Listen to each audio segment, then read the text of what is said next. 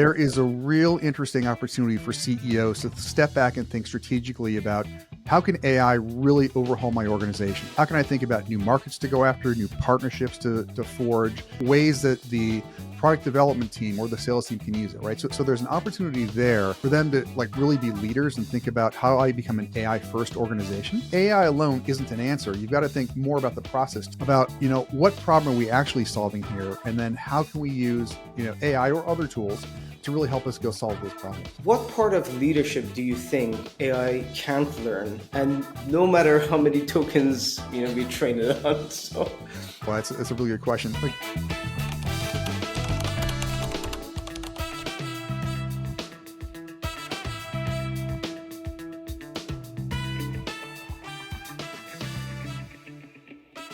Hey, Steve, how are you doing today, sir? Hey, I'm good, Michael. How are you today? Can't complain. It's beautiful here in Buenos Aires, and I'm looking forward to our conversation. Me too, and it's beautiful here in Los Angeles today. All right, amazing. Look, Steve, before we start, I'm super curious to hear about your background. Just why don't you tell us about your journey? Sure. So I've been in the technology and strategy space for the better part of about 30 years. I've had roles at big tech companies, at a bunch of startups. I've been a CEO of a couple of startups. Really have enjoyed working both, as an operator on the technology side, in companies as a CFO and as an SVP of RevOps, as well as a partner in different strategy consulting firms. And really in the last couple of years, I've made a big transition and focused almost exclusively on AI. About 3 years ago, I realized that AI was going to start changing everything that we're doing, Michael, and decided to jump in with both feet and have spent the last couple of years really working with a lot of different companies, helping them figure out, how do I use AI in my daily workflow? How do I actually make it drive productivity? So that's my background in a nutshell, and worked at a lot of companies, like I said, from big to small, and absolutely love working with, clients and helping them get value. This is amazing. This is amazing. So, look, I'm really curious about your current practice. So, if you could just, share a little bit, what are you working on? And it sounds like you're working with, mostly startups, but again, I want to hear from your end. Yeah, sure. So I've spent, like I said, the last couple of years really digging into AI, right? And my philosophy is, companies are kind of using it in two ways. They're looking to say, hey, I can either do, more with the same resources I have because of AI, right? I can drive a lot more productivity that way, or I can kind of do the same that I'm doing today with less, right? And so different companies have different strategies. And so what I've been focusing on is working with a lot of law firms and private equity firms and tech firms to say, okay, let's look at what AI can do for you across your business, right? Let's look at your sales organization, your marketing organization, your finance organization, customer success, all the different areas in a business that can actually use AI to drive real benefits and real productivity. And so I've built a bunch of custom training programs, and a bunch of workshops to help companies first understand, just first of all, what's the power of this? I mean, what can you really do with these AI technologies that are out there? And I call it sort of a day in the life, right? Like, what can you do in a day that's different now, or really the art of the possible, right? What can you do now that you couldn't do before? And help them understand that. And then think about their existing processes and go through and work with them to figure out, okay, where can these technologies fit in? How do I transform these processes to make, the people just far more productive and just a higher quality output, and give them a higher quality of life, basically. I love it. Look, obviously, it's really use case by use case. People have Mhm. different, demands and needs. But Yeah. based on your experience, where do you see people have more, sharp focus today? Is it like really helping the end user or employees and staff, or helping the leadership take advantage of AI to the fullest? Well, I think it depends on the company, to be honest, Michael, right? So one of the use cases in the organizations I've worked with is really focused on CEOs, right? Hmm. There is a real interesting opportunity for CEOs to step back and think strategically about, how can AI really overhaul my organization, right? How can I think about new markets to go after, new partnerships to forge, right? Ways that the product development team or the sales team can use it, right? So there's an opportunity there for them to really be leaders and think about, how I become an AI first organization. But most of the benefit today that I've seen, honestly, is with first line people actually using the tools, right? Whether it's a sales organization, a marketing organization. I've mentioned I work with a lot of law firms, and Hmm. I have seen tremendous success with, partners, all the way down to associates in law firms, using these tools to transform their daily workflow, right? As they think about, developing interrogatories or creating documents or negotiating deals, they're using these tools in incredibly creative and powerful ways that was just, more difficult to do before. So they're getting real first line benefits, in those organizations.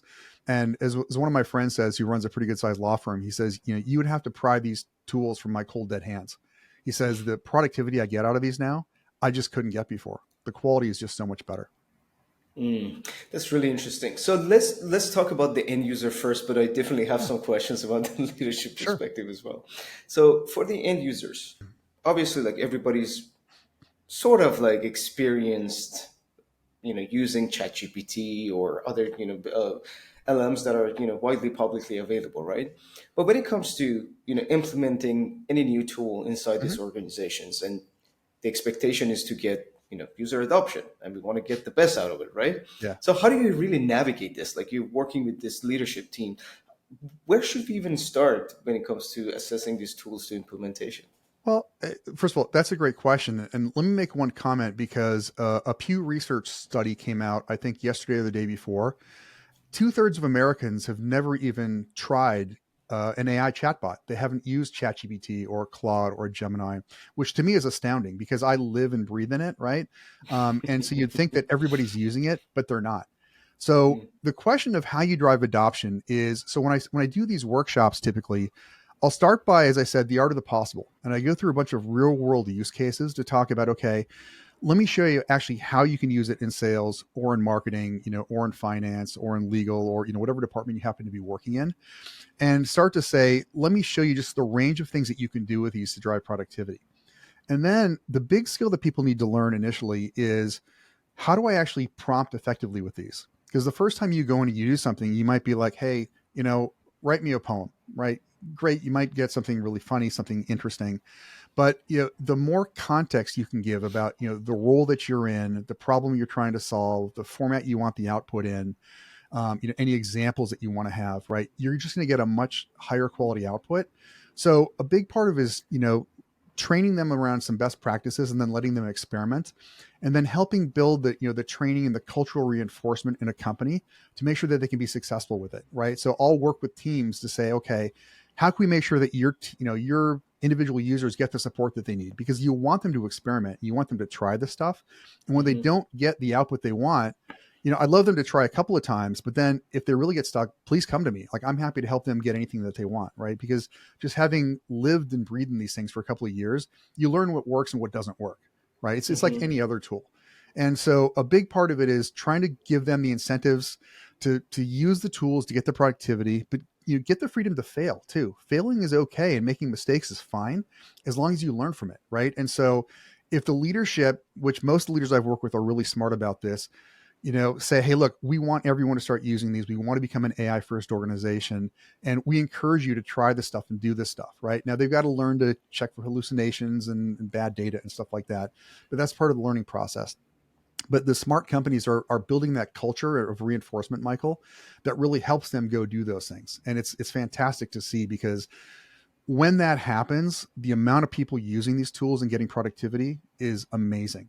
And just the one caveat I'll give you, and I tell this to like all my clients when I do these workshops, is something that's super important when you first start using these tools is to set them up properly so you can use them privately, right? So that it's not training on your data. So I spent a lot of time saying, hey, here's what to do with ChatGPT, here's what to do with Gemini, here's what to do with Grok, whichever tool you want to be using, right? You just need to turn a couple of things off so you can be confident that you can put in, important questions about your business or about your customers, and that you're going to get a great answer, and that, it's not going to inadvertently end up somewhere in a training data set, right? Which, in the early days, everybody was fearful of.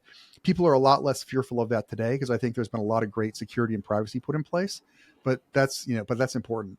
But putting that culture in place, where you want people to try it and use it, is really important. And my view is it comes from the top down. 100%. Look, with some of our clients, we noticed this too. Just to even give you a practical example, Yeah. I have this VP of sales who Mhm. literally made this mandatory.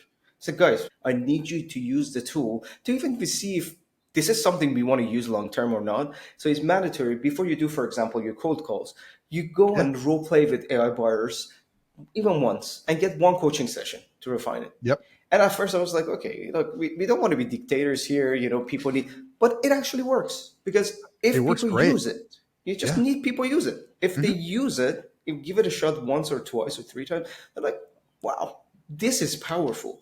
Do you believe your reps burn leads practicing on client calls? When it comes to giving them one-on-one coaching sessions, you just don't have the bandwidth, so you get rid of them altogether? Or maybe you notice that your team spends a lot of time on non-revenue tasks like taking notes, updating CRM, or drafting emails. These are the exact challenges we solve for other revenue leaders like yourself. With Sell Me the Spend AI Coach, you can offer your reps role-play sessions at scale while automating one-on-one coaching sessions based on your best practices and methodology. Also, AI will take care of all their non-revenue tasks, like note-taking, CRM updates, draft the email for them, so they can focus on constant improvement while you're focusing on one thing and one thing only: revenue growth. If you're interested in learning more about the clients we are working with or use cases that might be beneficial to you, check us out at sellmethespend.ai. With tools that their implications are really clear. So you're Mhm. doing this for practice. You're doing this to get coaching. There's a path. There's a best practice. There's Yep. something that companies notice while working with other clients. But it sounds like when you go to these organizations, they might have multiple different use cases, multiple different Absolutely. problems to solve. How would you even start navigating this with the leadership team? Because to your point, if you don't have the buy-in top down, it's already dead in the water. So I want to hear from your perspective. How would you even start these conversations? Well, I think it's a great question. There's a couple of different ways you can start, right? And the one that I find most successful is to say, let's, after you go through one of these workshops and you understand, the art of the possible of where AI can help, right? Let's actually now talk about your business, right? Where are the biggest challenges you're having where there are either a lot of repetitive tasks or your people aren't performing where you want them to be, right? A great example is, look, I spent a bunch of years leading RevOps organizations, right? And I love sales teams and I love what you can do there. And so, one of the biggest challenges is providing training that really sticks with people, right? You build a great enablement team, you build these playbooks, you have amazing content. And as you were saying, you can use these tools to really train you and guide you and do that stuff. And so I think sitting with the leadership and saying, look, let's go pick 2 or 3 or 4 areas across your organization where you have challenges and we really think that we can get the most benefit out of these tools. And let's go build a small pilot and let's change a process and let's build, whether it's a custom GPT or let's go, build a project and put all of our playbook information in there or have a design enablement training for us, right? Let's go figure that out. The thing I've learned is you can't do everything at once, right? And people that try to say, hey, we're going to AI the organization, right? That's not going to work. But if you go say, look, we know we have a pain point in our people's ability to close deals, right? We've built this great content. We don't think people are following the script the way we want to. Let's use these AI tools to help measure people's, output. Like let's have it record it and gauge it and give suggestions to make it better, right? Because it can be an infinitely patient teacher, right? And so, my philosophy is, go pick 2 or 3 areas that you can have a material change and focus on those first and get the success. Because once people see the success, then everybody else wants to start doing it too, right? Mhm. But don't try and do the whole company at once. I think it's a recipe for failure. I love it. Like, I think sometimes we make things super complicated for no reason. Like at the end Mhm. of the day, you either want to make more money or you want to save, time, so you can open Yeah. up more opportunities to do things that drive revenue again. Especially Yeah. that we are talking about sales organizations, because again, information is really accessible right now. It's even I would say like, it's too much. Like you go on LinkedIn, everybody's an expert, everybody has an opinion, good or Right. bad. So sometimes this FOMO does exist. Like I've even seen Oh, it for when I go sure. on calls with, I want Yeah. this, I want this, I want everything. I literally had a prospect say, I want everything. I was like, okay, let's take a step back. It's literally like running a discovery list. Have a Yeah. conversation around your business problems, the ones that can actually and potentially hurt your business, and then we can break it down and see where to Mhm. focus on, and we build the case. And to your point, pilots are extremely important. Yeah. And even as a vendor, we always would suggest running it to Mhm. assess to see if it even makes sense for your organization to implement anything AI. Maybe you Right. just figure out that you're not even ready for it yet. Maybe you need change management first. Maybe Yeah. their Absolutely. cultural shift that is needed. Well, one of the challenges that I see in a number of companies is that their data isn't ready, right? So Hmm. if your data is in a really bad spot, and look, let's be honest, nobody's data is perfect, right? I mean, Yep. like I've never been in a big company or a small company where you go, wow, your CRM system is perfect, everything is great, right? Yep. But it's got to be in a state where you can at least access some of it and process some of it, right? And so being able to build a pilot on some of the successful data, right? So let's say again in the sales organization, let's say you're talking about again close rates, right? Well, are you Hmm. measuring close rates effectively, right? Can you go get that data by sales rep? And then can you bring in data around their tenure and their training and the kind of clients they have and the pipeline they have, right? So you want to think also a little holistically about how you actually solve this problem, because AI alone isn't an answer. You've got to think more about the process, to your point, Michael, about what problem are we actually solving here, and then how can we use AI or other tools to really help us go solve those problems. That's absolutely correct. So let's talk about data. Let's talk Yeah, about data because we have the right person on the call. You've been in RevOps for a very long time, yeah. and I'm curious. Like currently, focusing on data, some people Hmm. use AI to basically get access to data. Yep. It can give you a real life example. Let's run skill gap assessment to see Hmm. actually what we are working on as a team. Like what are these potential gaps that we can solve for using AI or even like human being to train Yeah. our reps? How should we get started with this? Just imagine you enter to an organization. The Yeah. data, to your point, is not perfect. How should we go about assessment even if we don't have any tools? We want to use simple, let's say, chat gpt. Uh, Is there a way to run this? Absolutely, there is. So I'll give you a perfect example. And it's one of the use cases I use in the training. So I had downloaded a bunch of sales data out of Salesforce, right? And it had things like pipeline creation date, who the rep name was the client an SMB client or an enterprise client? What's its current status? Is it, in the medic process, you've got different stages, right? So Yeah. is it in stage one, two, three? Is it close one? Is it close loss, right? And so what I show people is you can just take this raw spreadsheet, like an extract out of Salesforce or out of HubSpot, put it into ChatGPT and say something as simple as analyze the spreadsheet for me, look for any trends that you see, and highlight things that are interesting in this data and make charts that then reflect those trends, right? You can just stop right there. It will go and do an amazing job at figuring out what do all these fields mean, how do they relate to each other, and we'll come back with an initial set of trends and an initial set of charts. I mean, it blows people's minds when they think about doing this, because you don't have to be a data analytics expert to do this.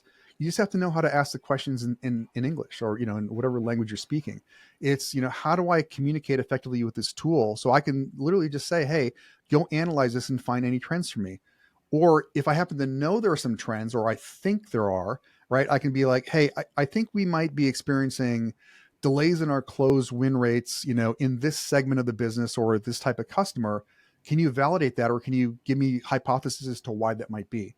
Right. So these tools can be really, really powerful without doing a lot of data cleansing and doing that stuff. It's great. The other thing that I've seen people do is, look, if you've ever downloaded a bunch of contact information out of, again, Salesforce, HubSpot, whatever, and let's take phone numbers as a great example, right? Sometimes phone numbers are in as, with parentheses around an area code. Sometimes it's, XXX dash XXX, Hmm. right? Or it's all numbers.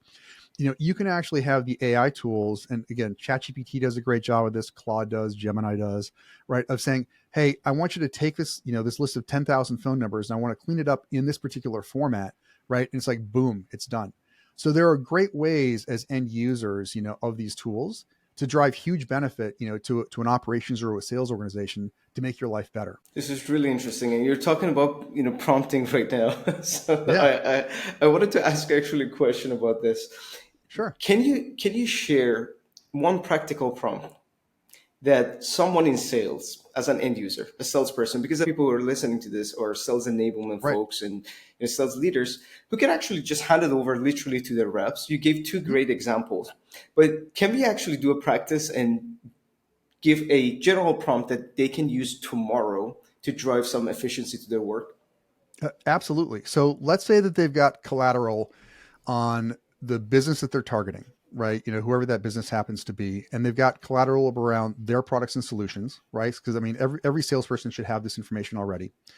And let's say that they've done a small extract about, kind of the activities and next steps out of their CRM. Let's assume it's Salesforce, right? And so they've got Hmm. a little bit of that information in there. What they can do is then, prompt one of these large language models to say, hey, I'm Steve Smith. I'm, the sales VP at company XYZ, right? I've uploaded a lot of information about our product and our solution. I've uploaded a lot of information about the company I want to go after, right? That we're targeting. Here's where we are in the sales cycle, and here are the pain points that they've articulated that we've captured in here.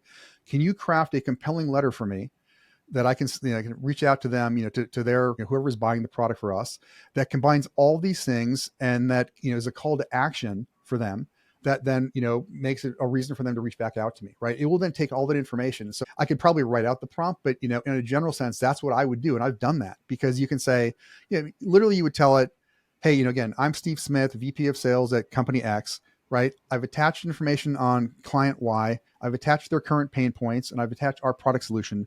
Please write a 3-paragraph introductory email about why our solution really helps address those problems, and why, setting up a call with me can really drive financial benefits that are articulated in XYZ. So it's a use case that a lot of salespeople use. I mean, BDRs can use it as well, the same kind of thing, if it's super introductory, but it will really let them customize and tailor it, versus just saying, hey, I'm Steve Smith. I'm a VP of sales at this company, and I'm going after this company. Write me an intro letter, right? The more context you can give it, Michael, with that information about our products and our benefits and the pain points that we know they have, you will get an extremely well-crafted letter. Speaking of like prompting, obviously, like Yeah. the use case you mentioned is really powerful, and you can use it to your point Hmm. for follow up emails to do the research, put the Yeah. 10K there, and see what they're up to these Yep. days. You mentioned previously that it's great to fail, and you Hmm. can give access to your organization to go out there and try things. And right now, Yeah. as you mentioned, like there are ways to actually guard rail, let's say, Yeah. some of these practices, right? But when you have a bigger team, how do you Hmm. really assess if people are really taking advantage of these tools correctly? Like, how can you assess it as a leader?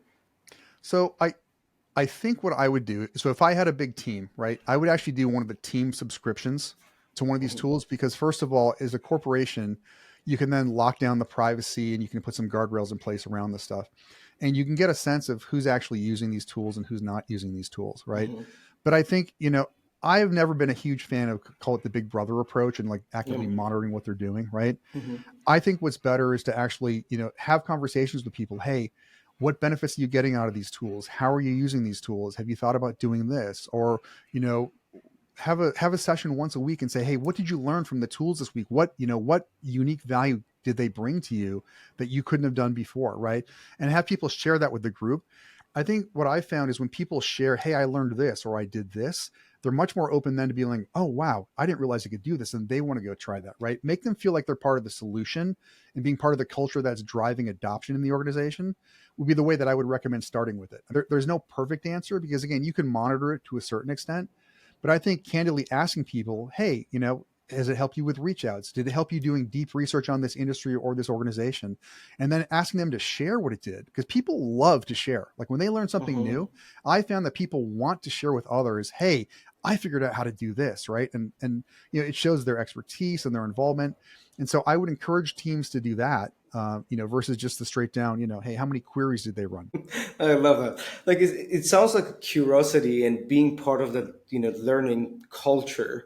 That, hey, Yeah, you're involved. You're not just an end user to get access right. to a tool just to get your job done, but you're helping with bringing this tool as part of our daily Hmm. activity.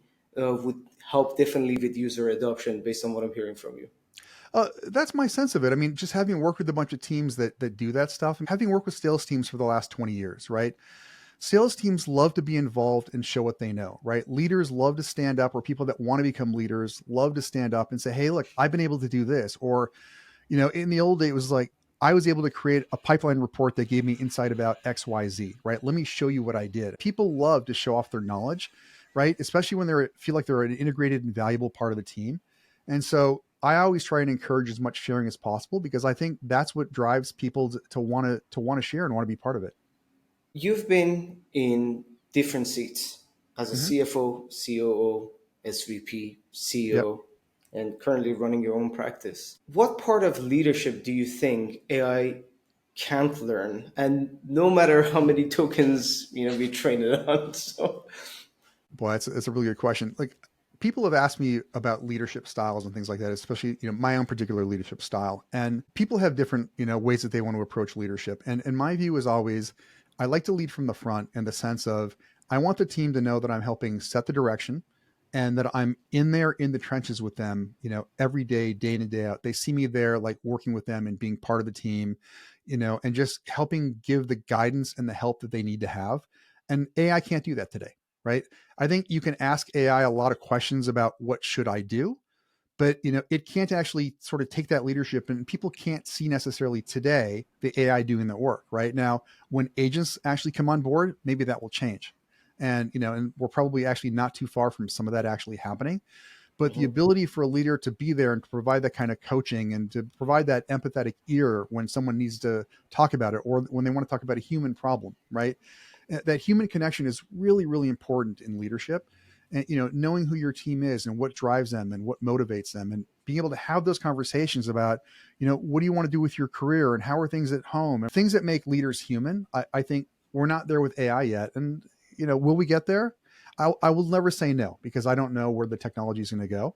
And I'm super impressed with what it can do today. But to me, the best leaders have those human connections with their teams and their people.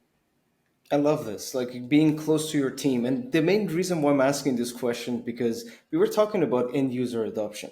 Hmm. And you shared a lot of great, examples of how to actually get this adoption, as a leader. Give them access, let them fail quickly, get them Yeah, involved in the whole process, let them have a voice to share how they are actually benefiting from the tool. But then right. you said something really interesting about being a leader. Show them how to do things. Basically, Hmm. be in the trenches with them. Yeah. And speaking of that, we just suggest that leaders have to actually learn how to use and leverage these tools before Oh, even talking to the team. 100%. And we've seen that again and again with different clients. And so at one of the firms I'm with, I'm a senior partner at a company called NextAccess. And some of my partners are building, a CEO practice that's really around helping CEOs go really learn these tools, understand what they can do. I think it's critically important that the senior leaders in an organization not just kind of conceptually understand what these things can do, but actually are using them day in and day out as part of their workflows too, because that makes them realize just how much more benefit, Michael, that these companies can get out of these tools. If they don't know Mhm. how to use it, I don't see how they're going to drive the kind of culture change. You'll get sporadic people using it in the organization and getting benefit, but if they want to drive holistic change, I mean, yesterday, a memo from the CEO of Shopify leaked around, the importance of AI in that organization and how everybody needs to be using it, every single day as part of their jobs, right? That's just a critical part of the company's culture. And I think we're going to Mhm. see this more and more. But if you don't have senior leadership that really can understand what these things can do, I just don't see it happening, to be perfectly honest. And so I think starting with them in many cases is super, super important. It's more important to enable that team and give them the sense of what this can do, and and the risks of using some of these things too, right? The hallucination risks and other things that can happen, but giving them a really solid knowledge base to then really allow them to empower their organization to make this change happen. You know what's so interesting? If you're asking me to do cold call, I want to know that my leader can do it. They don't necessarily Absolutely. have to do it, but they can do it. It's the same thing I think with any of these AI models. But more importantly, to your point, is the fact that these leaders can see the benefits for their team. Absolutely. So they talk not only with conviction, they understand the value behind it. Mhm. It could bring a massive change to the organization because the leader believes in it. Absolutely, 100%, right? I mean, because again, I think if they see it and if they believe in it and if they're helping drive that change and encouraging people to use it, they will get so much more value out of it because they're seeing people do it. I mean, I'll give you an example, sort of pre AI. So when I was running these RevOps teams, I would spend huge amounts of time doing my own analysis, right? I would go look at pipeline conversion rates and like how much coverage do we have for our sales team. And when the ops team sees leaders doing that and like poking at the stuff and asking questions, it encourages them to think about stuff, more strategically and to like really dig into the data and to do these things, right? And I think the same thing happens with AI. They're seeing people use it and saying, all right, I went and did some deep research on this industry that we're going to go target now, and here are the questions that's it's raising to me, right? I think that then encourages the strategy team or whoever is really digging into that to go say, wow, we should really go look at this stuff and figure out how we can even use these tools to get even better than what we're doing today. And I think it just, I don't want to say it drives competition because that's not the right phrasing, but I think it just, shows that when everyone's using the power of these tools and collectively getting better, it just raises the boat for everybody. Maybe ask you something about like how to get started as a senior leader, Yeah. because what you were saying reminded me of a conversation with a senior leader about a week ago. She's been in RevOps for the longest time. She Hmm. knows her craft. She said, "Look, I don't have technical background, Yeah. so I want to get started. Where should I even start? Because I don't even know." Yes, ChatGPT is in front of me. I can ask these questions. How should I really get started with something that can have positive impact on my craft right now today as a RevOps professional? I wanted to get your perspective on this. Any resources you could share, or anywhere they could, look for, source of information that might be beneficial? Sure. They could go to my Substack. I write about RevOps and AI all the time. There you go. There Yeah. you go. There's the free plug. But no, seriously, there is a lot of good information out there, right? The challenge and the opportunity is to find someone that's approaching this, Michael, from a business sense, right? Because there's a tremendous amount of data out there around how to go create a reg, go create a reg database, or set up a vector on Pinecone. But it's what you want to find is someone that's writing about this and educating about this from a business sense. And there are a bunch of people out there that are doing that, right? There are great Substacks out there. There are great newsletters on LinkedIn. There are amazing YouTubers out there. I find most are a little bit more technical versus business oriented, but there are great resources out there if you go search for them, right? I mean, one of the reasons the way I do my workshop is I really focus on the business use cases, right? Like I don't focus on the technology. And I tell people I'm relatively agnostic behind the scenes, again, whether you use this technology or that technology. And I'm not trying to train them to go build and code this stuff. What I want to Yep. show people is, hey, here's how you think about this from a business use case standpoint. And that's where I would tell people to start is, again, there's a fair amount of information out there, but to go look for that and do that. I mean, because that's why like I built a bunch of sales use cases, marketing use cases, customer support use cases, RevOps for CEOs, for lawyers, because I've stepped back and thought, okay, how would they be normally using these tools day in and day out? What are the kind of questions that they would want to answer? And while I haven't built all the prompts for all the things that they're going to want to do, what it shows them, is, hey, here are the questions I should be starting to think about trying to answer with these AI tools, right? And that's what you want to do is, give them that background, that opportunity to think about it, and then let them go experiment with it. Because again, until they start playing, like I would encourage this RevOps leader that to go, pick one of these tools and just think about all the day-to-day things that they do today and start just asking it questions, or how would I do this? How would I do that? Could you help me do this? Right. And let them think about how to prompt it better. Because again, as we talked about earlier, knowing how to prompt properly is super, super important. Right. And the more you use it, just the better you get at doing it. Look, we typically get people from enablement and sales Hmm. leadership in the show, but now that we started this conversation around RevOps and you have the background and understanding of it, I want to finish it on that note, and Sure. I want to hear your predictions on RevOps. What do you see is changing, and what would be the best move for professionals or active in RevOps scene right now? That's a great question to end on. And look, I am a huge fan of the RevOps organizations. I think that too long, companies had, they had a sales ops organization, they might have a channel ops organization and a marketing ops, but they weren't particularly strategic, right? They were much more reactive in terms of what they were doing. To me, the opportunity in a RevOps is to really be that strategic group that can take that data from all those organizations and look at, customer profitability and margins and revenue growth and say, okay, how do we optimize this business end to end? How do we look at this complete customer journey and think about the data we have, the touch points we have, the tools we have to, not just make, the enablement process better for our sales organization, but to make it better for our customers, to make it more profitable for the company, right? To me, RevOps is the natural evolution of where sort of data analytics and strategy is all going in these groups, right? Especially in B2B companies. And it's hugely important. And when it's done well, right, it can make a massive, massive difference because they're one of the few groups that really is trying to look across all these different touch points in a company, right? And put it together for a holistic picture. And so to me, there's a great opportunity for people that are really working up in RevOps and thinking strategically about, okay, I don't want to just build a dashboard about, who the top sellers are, who the top customers are. It's like, okay, how do I drive process change with all the underlying data that I've got to transform customers' journey and make it more successful for them and make it more profitable for my company, right?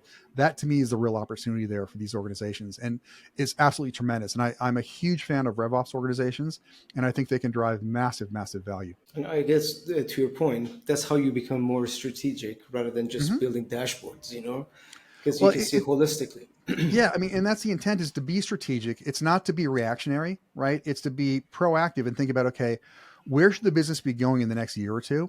And how do I take, the data, the tools, the processes, all these connection points across my organization to make sure that we're successful, right? And to me, that's the group to go do it. I love it. Look, I appreciate you sharing, Steve. It's been a pleasure. Again, thank It you was very my much for pleasure. joining me today. Of course, if someone wants to reach out to get some information, people make sure to include it there. But Awesome. please go ahead if you want to share, a little bit about the company or how people can actually benefit from working with you guys. Yeah, sure. So as I said, look, I'm a senior partner in NextAccess. We do a ton of AI consulting and a lot of training, right? And we help companies, with strategy work as well. Look, you can reach out to me, at steve.smith@nextaccess.com. And, I'd be happy to help anyone there. I also, if you look me up on LinkedIn, I've got a newsletter I publish several times a week called Intelligence by Intent. And it really is focused on practical use cases of AI, right? Like something that's new and positive and like how you use these things today. But, please reach out. We're happy to help organizations and really make sure that you can use these tools and drive the kind of, the culture change and get the benefits out of it that you want to get. So, look, I really appreciate you taking the time to interview me, Michael. This has been great, and I've loved the conversation. This has been super interesting. I appreciate it. Thank you very much, guys. Until next time, bye for now.